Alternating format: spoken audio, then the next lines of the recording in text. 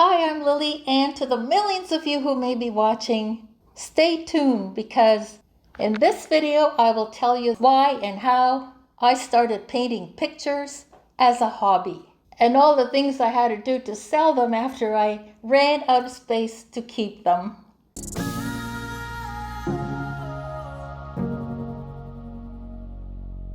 I started painting in my 20s, no artistic talent, couldn't even draw. Still can't draw. However, I do try, as you can see here. But I stayed with it anyway because I really loved messing around with the colors on the canvas, seeing what would happen. There were always happy little accidents. And I just found that painting was a great way to have fun and escape the realities of everyday life, especially since I lived out in the boonies on a country road about a half-mile away from my nearest neighbors.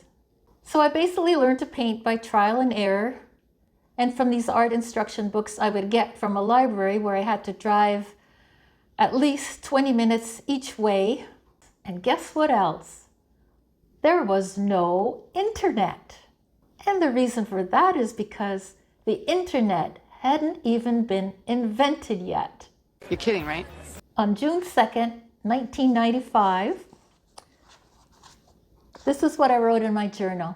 We may be buying a computer and we're thinking of getting the internet. And then it would be at least 10 more years before we had, ta-da, YouTube. Thankfully, I eventually escaped the countryside and discovered the many advantages of living in a big city.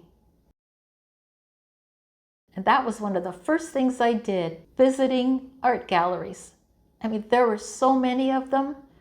Every week I would go through the pages of Now magazine and What's On. I'd see all the exhibits that were happening. And little did I know that I would one day be showing my own paintings in some of these very same places. I think it really helped me a lot to view all the different styles of art, everything from the great artists of the past to the emerging artists of today. So inspiring, and I hardly recommend it. And one of the best things I ever did was to join a local painting group that met once a week. The members had varying levels of experience from total beginner to intermediate, so I never had to be embarrassed by any of my own stuff because there were paintings there that were just as, I wouldn't really call them bad, let's call them interesting, as mine. And some were not even that great at all, but the ones that were, people who had been doing it for a while, they were obviously at a different level. Those people were great to learn from, and they were always very helpful and encouraging. And besides the art group itself, I also like going to workshops. These usually were over a weekend, 1 or 2 day workshops with experienced professional artists.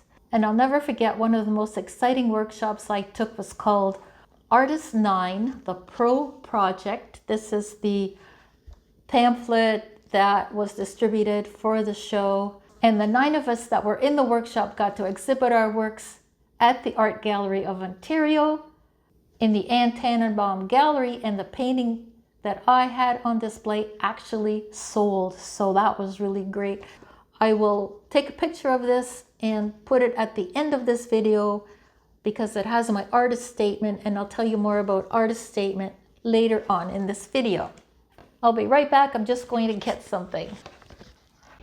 Okay, I'm back. I went to get this little watercolor that I wanted to show you guys. This is one of the paintings I did when I was with the art group, and I remember this night so well because I'd been trying all night to capture this bouquet of snapdragons that someone had brought in. And no matter how hard I tried, the painting kept looking overworked and muddy.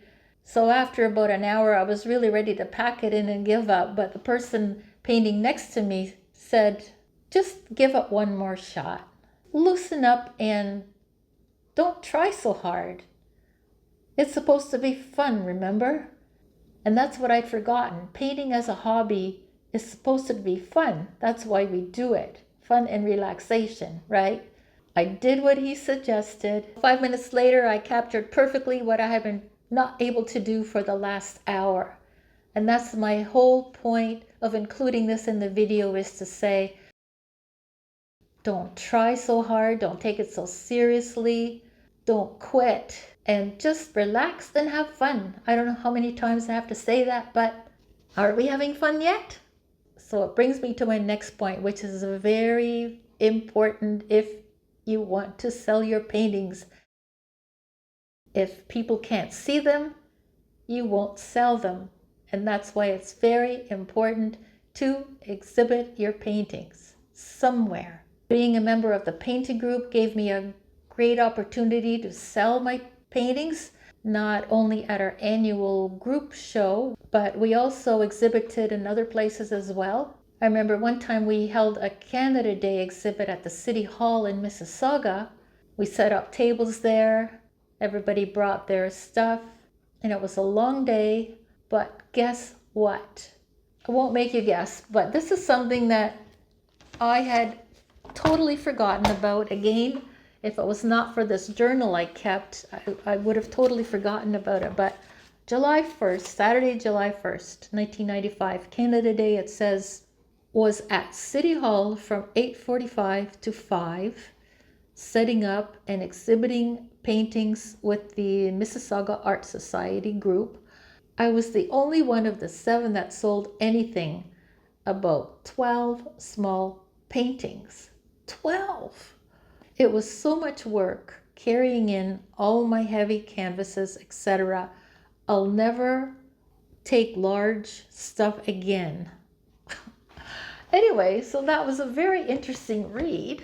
And that's something I learned on that day, which is keep it small for that type of show. Because people are much more likely to spend a few dollars on a small painting than they would spend $100 or more on a large one. And at a show like that, smaller paintings are also a lot easier to transport and set up. Another great way to get exposure and sell your work is to put them in a juried exhibit.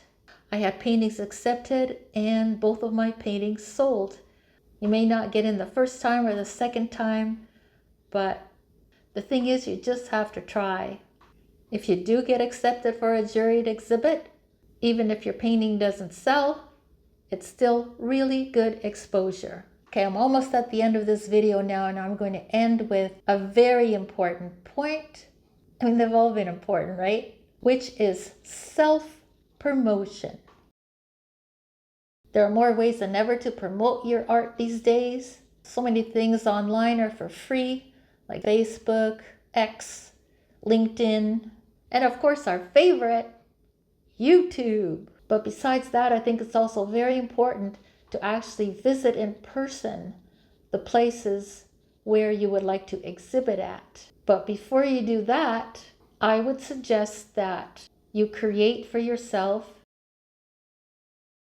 a short bio. When I say short, I mean no more than half a page, and an artist statement.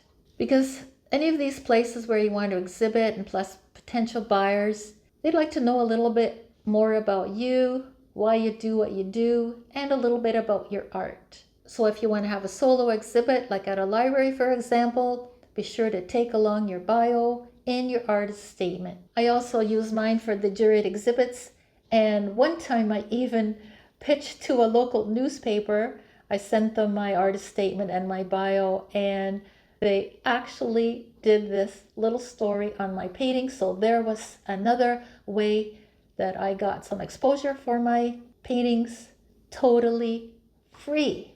Sometimes all you have to do is ask. That's about it, but I just want to say that if there's anything I forgot, which I usually do, I will include it in the video description below. But if you have any questions or comments about anything I said, then please enter in the comments and I will get back to you. And in my next one, part 3 of 3 in this Painting as a Hobby series, I will tell you how I learned to save a lot of money on things like materials and what I would or wouldn't do again if I was just starting out. I will share that all with you guys, and you will be way ahead. You have to make sure that people see them, and the only way to Hi, I'm Lily, and to the millions of folks who may be watching this, folks? Since when do I say folks? Okay.